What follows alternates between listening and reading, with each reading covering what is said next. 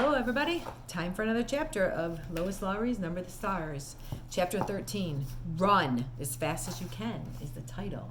I know you're waiting for this chapter to come out. Still moving quietly as to not wake her sister, Anne-Marie sped down the stairs and through the kitchen door. Her foot caught the loose step, and she faltered for a moment, righting herself, then dashed across the ground to the place where her mother lay. "Mama!" she called desperately. "Mama!" "Shh!"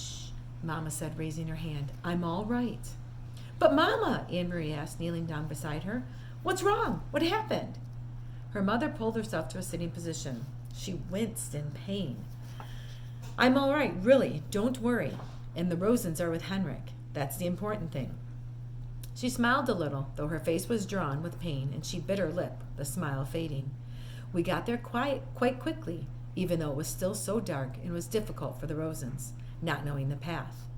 Henrik was there waiting on the boat, and he took them aboard and down below so quickly to the cabin that they were invisible in an instant. He said the others were already there. Peter got them there safely too. "So I turned and I hurried home. I was so anxious to get back to you girls. I should have been more careful." Talking softly, she brushed some grass and dirt from her hands. "Can you believe it? I was very nearly here, well, maybe just halfway, when I tripped over a root and went sprawling." Mama sighed. "Oh, so clumsy," she said, as if she were scolding herself. "I'm afraid I broke my ankle, Anne-Marie. Thank goodness it is nothing worse. An ankle mends. And I am home and the Rosens are with Henrik." "You should have seen me, Anne-Marie," she said, shaking her head with a weary look. "Your proper mama, crawling inch by inch. I probably look like a drunk person." She reached for Anne-Marie's arm. "Here, let me lean on you. I think if you support me on this side, I can make my way up to the house. Goodness, what a clumsy fool I am. Here, let me put my arm over your shoulders. You're such a good, strong, brave girl. Now, very slowly. There we go." Mama's face was white with pain. Anne-Marie could see it even through the faint light of the approaching dawn. She hobbled, leaned heavily on her daughter, pausing again and again toward the house.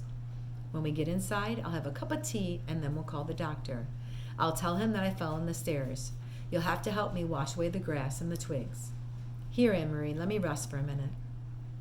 They had reached the house, and Mama sank down to the steps and sat. She took several deep breaths. Anne-Marie sat beside her and held her hand. "Mama, I was so worried when you didn't come back." Mama nodded. "I knew you would be. I thought of you worrying, and I dragged myself along. But here I am, safe with you now. Everything is fine. What time is it?"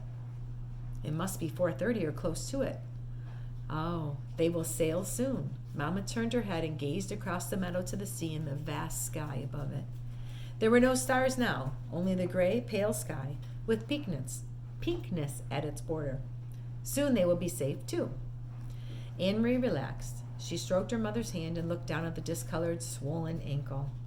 "Mama, what is this?" she asked suddenly, reaching into the grass at the foot of the steps. Mama looked and she gasped. "Oh my gosh," she said. Anne-Marie picked it up. She recognized it now. She knew what it was. It was the packet that Peter had given to Mr. Rosen. "Mr. Rosen tripped on the step, remember? It must have fallen from his pocket. We'll have to save it and give it back to Peter." Anne-Marie handed it to her mother. "Do you know what it is?" Her mother didn't answer. Her mother's face was stricken. She looked at the path and then down at her ankle. "It's important, isn't it, Mama? It was for Uncle Henrik? I remember Peter said it was very important. I heard him tell Mr. Rosen." Her mother tried to stand but fell back against the step with a groan. "My God," she murmured again, "it may have all been for nothing." Anne-Marie took the packet from her mother's hand and stood. "I will take it," she said. "I know the way, and it's almost light now. I can run like the wind." Mama spoke quickly, her voice very tense. "Anne-Marie, go into the house and get the small basket on the table. Quickly, quickly. Put an apple into it and some cheese. Put this packet underneath. Do you understand? Hurry." Anne-Marie did instantly as she was told. The basket, the packet at the bottom. She covered it with a napkin, then she wrapped some cheese, an apple. She glanced around the kitchen and saw bread, so added that too. The little basket was full. She took it to where her mother was. You must run to the boat. If anyone should stop you, who should stop me?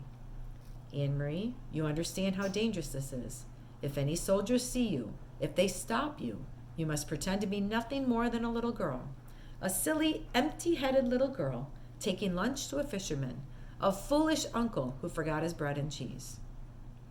Mama, what is it in the bottom? But her mother still didn't answer the question.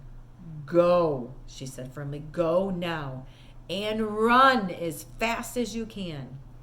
Anne-Marie kissed her mother quickly, grabbed the basket from her mother's lap, turned, and ran toward the path.